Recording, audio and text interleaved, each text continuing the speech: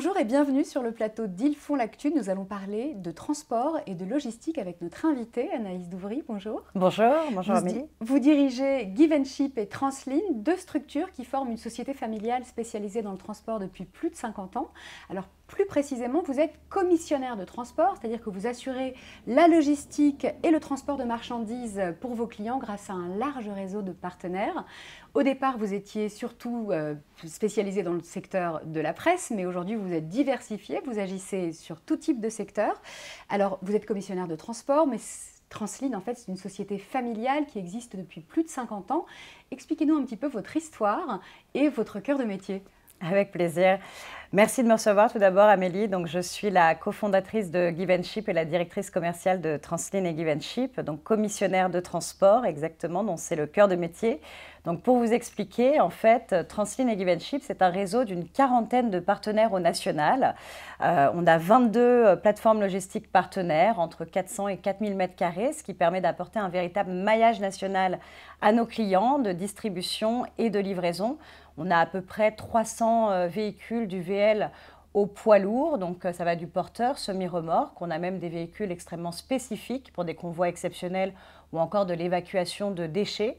Donc on est capable vraiment de couvrir les besoins en transport et en logistique d'un très grand nombre de clients et de secteurs variés. Et on accompagne d'ailleurs nos clients au quotidien à 95% sur des flux réguliers tout au long de l'année. Et on est venu effectivement diversifier nos différents secteurs d'activité puisqu'on était historiquement dans la presse depuis plus de 50 ans. Ça, c'est quelque chose qui est très important pour nous. On est une société familiale. On travaille avec un réseau de transporteurs et logisticiens indépendants qui sont plutôt à taille humaine, tout comme nous, avec des valeurs communes, celui de la satisfaction client, de la rigueur, du travail au quotidien dans l'intérêt de la distribution de nos différents clients. Alors le secteur des transports, c'est un secteur qui est très concurrentiel. Comment est-ce que vous arrivez à vous démarquer ? Alors, par différents moyens, je dirais tout d'abord que le côté taille humaine de nos partenaires nous permet d'avoir la force d'un grand, donc d'avoir un réseau logistique et transport conséquent au national et capable de répondre à des besoins, que ce soit sur un périmètre national ou régional pour les différents clients qu'on accompagne, mais de garder toute la proximité et la réactivité d'un acteur à taille humaine.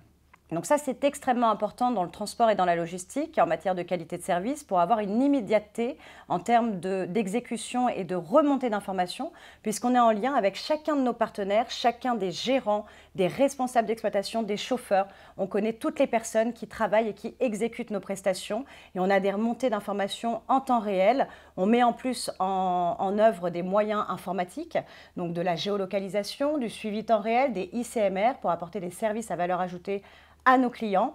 On a d'ailleurs pour vocation de développer les services aussi digitaux apportés à nos clients pour le suivi, pour les directeurs supply et transport des grands groupes qu'on accompagne. Et par ailleurs, en termes de différenciateurs, le fait de travailler avec des petits acteurs fait qu'on a premièrement des charges de structure qui sont plus faibles que des très grands groupes. On a moins de strates et on a des volumes d'affaires avec des clients qui sont conséquents de par les différents partenaires avec qui on travaille, qui nous permet d'aller chercher le bon transporteur qui a les bons moyens au meilleur coût et d'être finalement très compétitif en matière d'optimisation financière. Le dernier point, c'est qu'on travaille toujours dans une optique d'optimisation constante et d'amélioration continue pour nos clients. Ça veut dire que lorsqu'un client vient nous voir avec un besoin, on va toujours chercher à voir si on ne peut pas optimiser son existant. Donc on peut étudier en fait son plan de distribution, son plan de transport, lui faire des recommandations dans le but de venir réduire ses émissions de CO2, mais aussi diminuer les moyens qu'il met en œuvre grâce à notre maillage qui est assez fin au niveau national et lui permettre de réduire finalement son enveloppe budgétaire annuelle. Vous en parliez justement, la réduction de l'empreinte écologique, c'est un des gros enjeux du transport routier. Comment vous faites aujourd'hui pour réussir à limiter les émissions de CO2 ? Alors, on travaille, on a une responsabilité effectivement importante en tant que transporteur qui accompagne nos clients. Donc, on travaille toujours dans une optique d'optimisation de l'existant. Donc, pour ça, on va proposer à nos clients de revoir leur plan de distribution ou leur plan de transport, nationaux ou bien régionaux. Et on va utiliser des optimisateurs et on a le savoir-faire de notre équipe exploitation. Donc ça, il y a les optimisateurs, l'informatique, mais il y a surtout le savoir-faire aussi humain derrière.